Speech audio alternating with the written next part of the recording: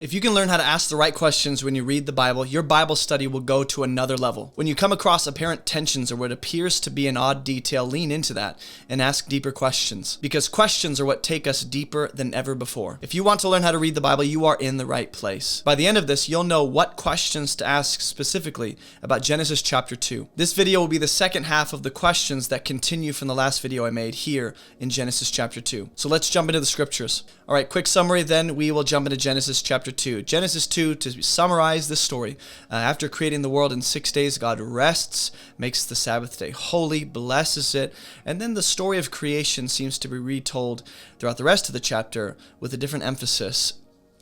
And I encourage you to watch the previous two videos where I explain the separations within this chapter. But we're going to just continue asking questions, and the overarching question for Genesis 2 is this: why is all this information new? At least most of this information, not all of it.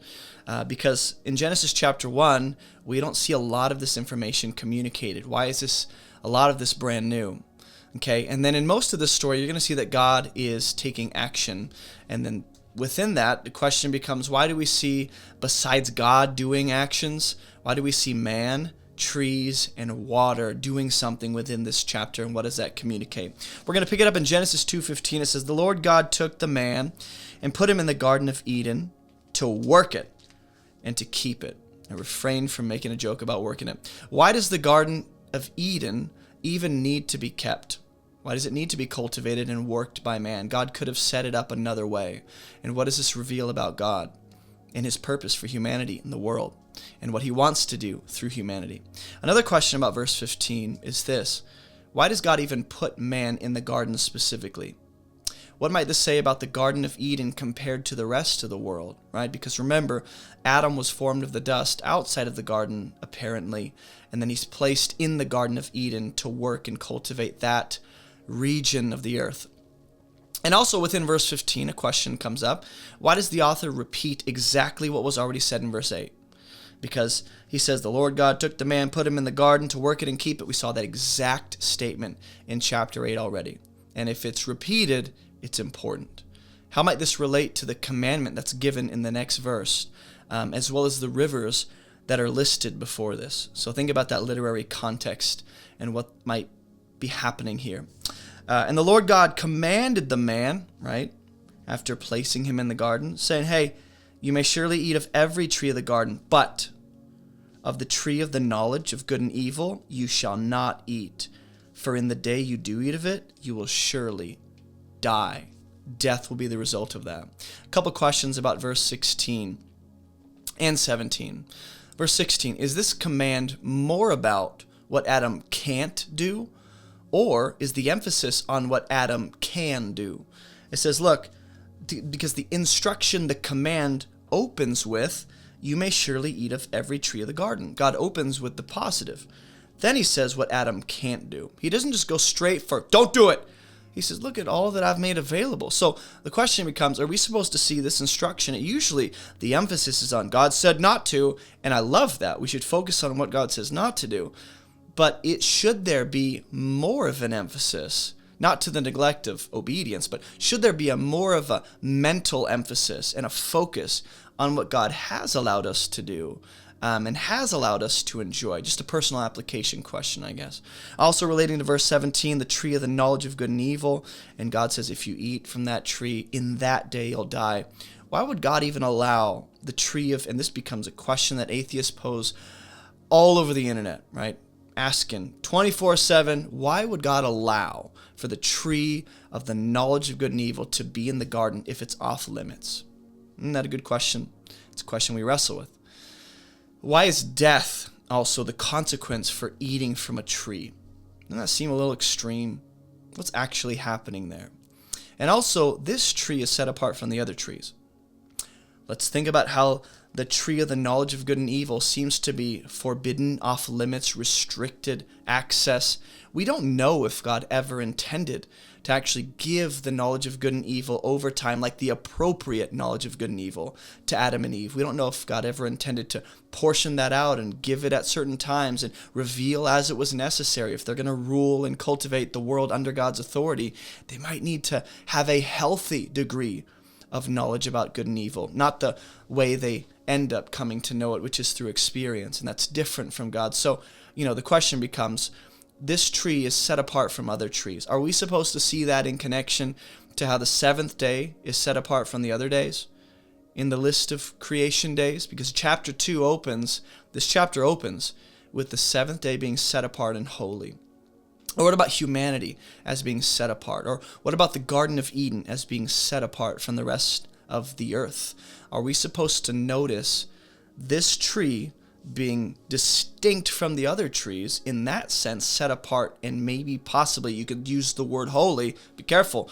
But if that's the case, is there a connection to these other things that have been set apart? The seventh day, humanity from the rest of creation and creatures, and the Garden of Eden spatially set apart. And what does that tell us? Verse 18, then the Lord God said, it is not good that the man should be alone. It's just how I imagine God speaks. I will make him a helper fit for him. God knows all things. So he knew, before he even made man and made the world, he knew it wouldn't be good for man to be alone. That's a tension in the text. Why does God make Adam alone? Only to end up making Adam a helper after stating he's alone, and that's not good. What might be the reason for this? The reasoning behind God's process and what he allows to take place, and the way he actually makes things good. And why is this the only time in Genesis 1 and Genesis 2 we see something is not good? What's interesting is the tree of the knowledge of good and evil, he doesn't say that's not good, because God makes good things. What isn't good is violating God's instruction and eating from the tree of knowledge of good and evil. To eat from that forbidden tree, that's not good. But there's no explicit statement about that, the tree itself or the fruit itself not being good. So, just something to think about, just a question that just came up for me. What do we do with that? What might be the reasoning for God making man alone only to fill that void and bring him woman? Speaking of man being alone, in verse 18, we have man being alone. Then in verse 19, we all of a sudden, it says, out of the ground the Lord God had formed every beast of the field, every bird, and he brought them to the man to see what he would call them. Whatever the man called every living creature, that was its name. Right? So, verse 19 has Adam naming the animals. Right after verse 18 says, he was alone, it wasn't good.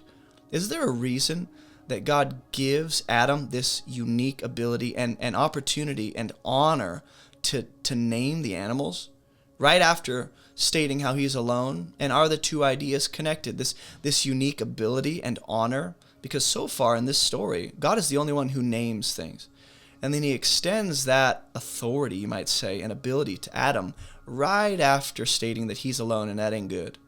Okay, something to think about. Verse 20 says, the man gave names to all livestock, to birds, to beasts of the field, but within this naming process, for Adam, there wasn't found a helper that was actually fit for him. Interesting. Again, if God knew Adam, his help wouldn't be from among the animals, why did God let this little experiment transpire? What does this reveal? God letting this happen, God bringing the animals, God allowing Adam to name the animals in his aloneness. He gives him purpose, responsibility, instruction, calling, but he's alone, right? What did this whole thing reveal or accomplish at the end, only to find out, no one from among the creatures are good for you, Adam? Well, God, you knew that. So why did you let that transpire? What's the purpose and the reasoning behind that?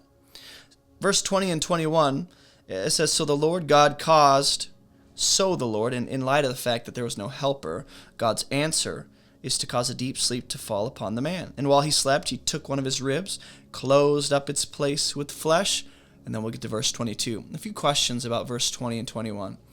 God could have created woman the same way he created Adam. But he does this, he creates Eve in this odd way, which involves Adam being put to sleep, losing a piece of himself, God closing up what seems to be an apparent wound. What does it reveal about God? What does it reveal about humanity? What does it reveal about God's process and purpose and even the rest of the biblical story when God chooses to create Eve in this odd way.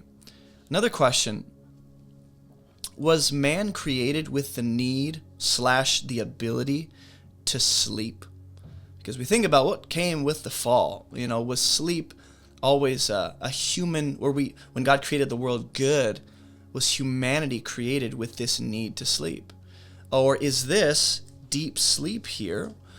Is this a unique thing in which God is actually interrupting the natural order of things to make a point with his supernatural activity? Something to think about. And of all the body parts God could have taken and said, I'm going to make a woman out of this, why take the rib?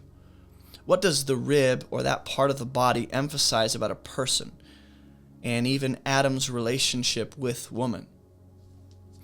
And the rib that the Lord God had taken from the man, he made into a woman and brought her to the man. Why does God take of what has already been made to produce something new but similar to what, he's already made? Has Eve's origin story, or are we supposed to see Eve's origin story as juxtaposed to the animal's origin story in verse 18? Verse 18 talks about how they were brought up from the dust to the ground. I think possibly we are supposed to see Eve's creation story, her origin story, as being contrasted with animals and their origin creation story. So considering this unique way in which woman is formed compared to the creatures of the earth and compared to the sea creatures and compared to the birds, Eve is different. What does this reveal about the woman? That her origin story, her creation process, is different from all the other creatures, including Adam. What does this unique creation method on the part of God reveal about the role of the helper? What does this reveal about the relationship between man and woman? And then the fact that God brings Eve to Adam. Something to think about. God brings Eve to Adam, which might assume that her creation took place outside of Adam's presence. Because why would you have to bring her to him if she's already right in front of him or right there? It might refer to a giving over, right? More of a symbolic handing over and entrusting to. But if Eve is made created outside of the garden like Adam, is that important? Why does the text specify that God brought her to man? What does that emphasize? Beyond whether or not Eve was formed in the garden, which would be different than how Adam was formed because he was formed outside the garden, or if Eve was formed outside the garden just like Adam, no matter what, is emphasized by the fact that God brings the woman to the man? What does this reveal about marriage and partnership and the woman and her role as helper? Also, if Eve is created inside the garden, it's a big if, then this makes her creation story even more different than Adam's creation story. He was already different. Formed from the dust, breathed the breath of life into him. That sets him apart. But God might have possibly gone a little further with Eve by forming her in the garden, whereas Adam was not. And if that's the case, what does that reveal about Eve or woman and her purpose and her differences from Adam? Verse 23, then the man said, at last. I've been naming animal after animal. I'm kind of tired after I got to gorilla. This is bone of my bone, flesh of my flesh. She shall be called woman. What seems to be the last thing Adam names? Well, he names woman because she was taken out of man. So this is the first time we have a clear statement from the man, and it's actually about the woman. Why is this important and significant to the rest of the story? How might this highlight the significance of what's happening? Consider how God speaks up to this point, making things into what they are, calling things, naming things.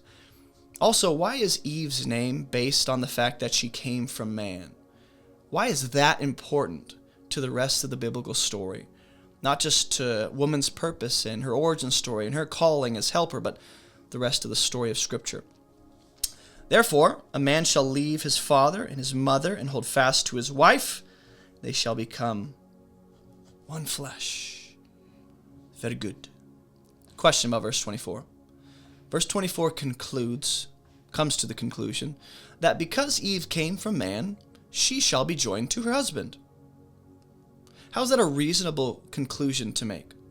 What does her being taken out of man have to do with her being joined to man? I would recommend you look at the fact that they become one flesh. Last verse. And the man and his wife, consequently, were both naked. No, it's good. They were not ashamed. They were not ashamed. 2 questions to close. The detail of their nakedness and having no shame, that seems odd. Seems out of place. Seems unnecessary. Why would this story conclude and end with this statement about, hey, they were naked, it was cool, no one was ashamed? What does that emphasize about their relationship? What does this emphasize about the story? And consider how this transitions into chapter 3, where we have the story of humanity's first sin. Last question. What does nakedness and shame have to do with their relationship as man and wife? How might this statement, they were naked and not ashamed, how might that statement foreshadow the next story about the fall of man in Genesis chapter 3, and even other stories throughout the rest of Scripture? I like posing questions that are useful and helpful, not purely speculative with no reasonable conclusion we can come to, and useless questions. I think these are necessary, relevant, and useful questions, not just to Bible study and our skill of asking questions, but to Genesis 2 and our understanding of God and who we are in light of Him and God's story and God's creation. So go wrestle through these things. Go ask other trusted believers these questions. And I'll see you guys in the next video as we study Genesis chapter 2. Hey, I just want to thank you for all your support and prayers that make this ministry possible and help us to accomplish our mission. Your support makes it possible for us to create all the free resources we have available for anyone around the world. Our mission is to teach people how to read the Bible so they can live and teach the Bible themselves. So be sure to visit abovereproachministry.com for all these free resources and to support this ministry. And if you're a new believer, be sure to check out the new believer section on the homepage of our website and grab a copy of my book, Fruitful, while you're there. God bless you guys, and as always, keep moving towards Jesus.